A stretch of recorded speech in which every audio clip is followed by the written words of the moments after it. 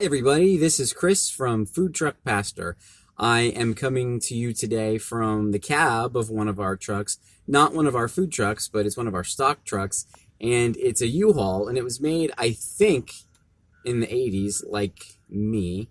But it's hard to tell because all U-Hauls look like they were made in the 80s. So I forget what year this is. We've had it for a few years. It doesn't have any of the U-Haul branding anymore, but it's just a white and orange truck that we use for stock and for storage and for things like that.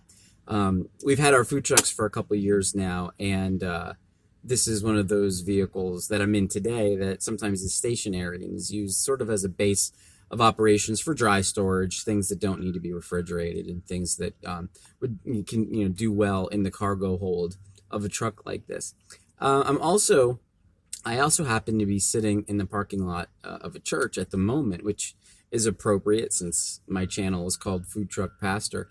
And it's Tuesday, which means I want to do the second of my series called Tuesday Talks.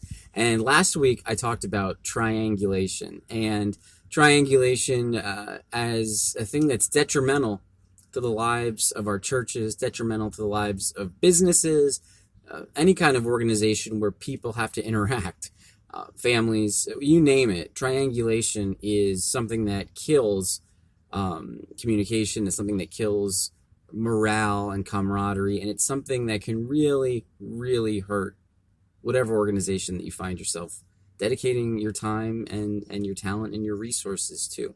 So we talked last week about how to avoid it and why, especially from a Christian perspective, we should avoid it. It's hot today. It's June 26th. We've got just under 6 months till Christmas, and I'm sitting in this cab, and I'm squinting a little bit because the sun is bright. It's really hot. But I wanted to do a video today about something that has been on my mind for the last couple days, which is the situation with families being separated at the border of the United States as they enter. Now, people who viewing this video are likely to have all kinds of different opinions on all the nuances or all the lack of nuance in the policy. There are people who will say, well, if you don't want your children taken from you, don't come to the U.S. illegally. That ignores the fact that even families who are seeking asylum are being treated this way and being separated this way. And it also ignores, to me, what's been revealed to be the total lack of any real plan or any real accountability or any real bureaucratic mechanisms to reunite these families once things have been sorted out. I mean, the administration has admitted that there's no real plan and that there are no real structures in effect to keep track of children being taken from their families, let alone to reunite them. Yes, they're in detention centers, but we heard a week or two ago that there are 1,500 of these children who were released into foster care or into other sorts of supposedly temporary situations who are unaccounted for, who cannot be found. And I think for me, this really has started to hit home when I consider the fact that if we go back to the very roots of our faith, of our Christian faith, what we find is that in Rome, in the Roman Empire, but in the city of Rome in 60 AD, Nero was emperor, and he was famous for persecuting Christians. And of course, there was the famous fire in Rome that he blamed on Christians and used that blame as a pretext to take this marginalized people, which is what our forebears in faith were. We were people who were marginalized, hated, and persecuted for being a religious minority. The emperor used that fire as the pretext for further persecution of innocent people, of innocent Christians, who were guilty only of refusing to recognize him as God, for daring to gather clandestinely in homes, in catacombs, in caves, wherever they could, to tell each other the story of Jesus and to remind each other of the story of Jesus and the teachings of Jesus, and to edify one another and build each other up in faith and in witness. When Nero and his regime started persecuting these Christians in full force, they separated families, they created orphans, they took parents and sold them into slavery. They did all the kinds of things that you would do if your desire was to break a people and to preserve an empire. And so I think there are some parallels to the current situation. And I say that without being partisan. It's impossible to think about this situation without being political, but I'm not being partisan. Yeah, the regime that's doing it is, in name at least, a Republican administration. But I'm under no delusions that human nature defines itself along political party lines. That's a much different and deeper conversation. And in fact, David Brooks wrote a very good piece in the New York Times that I think was posted today that talks about the differences between conservatism, what we call conservatism, or how conservatism has been historically, traditionally defined, and what the political action arm of some people who are conservative has become. In other words, the difference between the Republican Party as a means to consolidate political power, and then conservatism as an ideology that has its roots in communitarianism. It has its roots in believing that individuals are formed best in community, and that our desires to enter into social contract, to live at peace with one another, to live in cooperation with one another, actually come from the things we learn fundamentally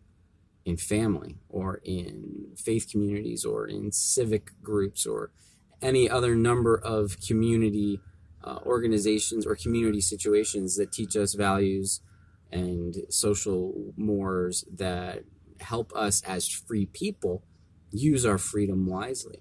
Brooks argues that that's what conservatism is about, but that republicanism has become nothing but sort of the political means to power that exploits and uses the name conservatism for political gain. And I think the same can be said about the divide between the political apparatus called the Democratic Party and the people who holds an ideology called progressive. I think you have the same sort of breakdown and the same sort of situation over different issues, certainly, but in both cases, the fundamental issue is short-term grabs at power and consolidating power, ostensibly in the name of ideologies that at base both have things to offer that are meaningful and that can be profound and can be life-giving.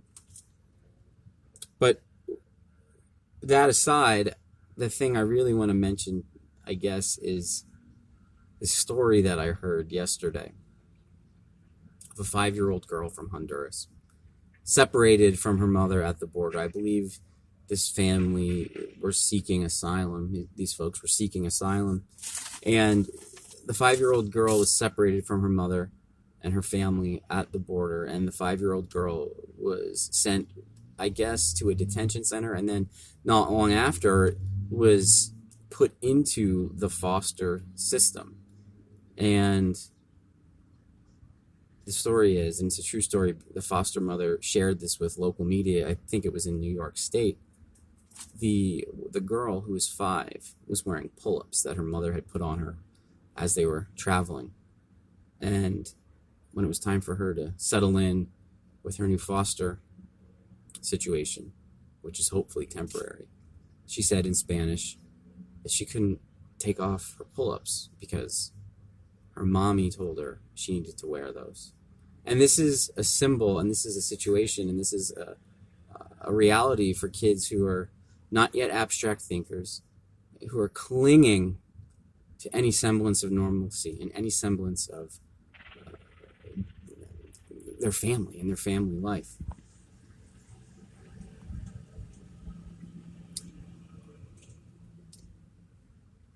And I have this image of this girl not being willing to change her pull-ups because her mommy said she needed those.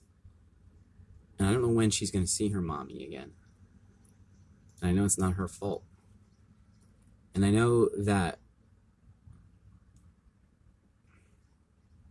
we can do better than separating families at the border with no plan, with no real intention or means of reuniting them in a timely fashion. And all we're doing is punishing the kids. Yeah, we're punishing the parents, but the damage that's irreparable is being done to kids. And that's not something we should tolerate. It's not something we can stand for, regardless of what party you're a member of or what side you root for.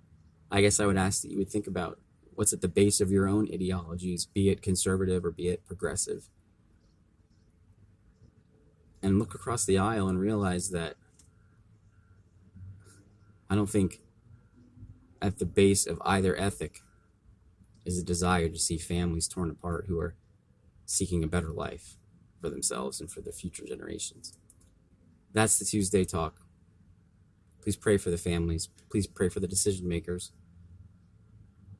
And please pray for everybody who finds themselves estranged and separated and at a loss, especially for the little ones. Amen.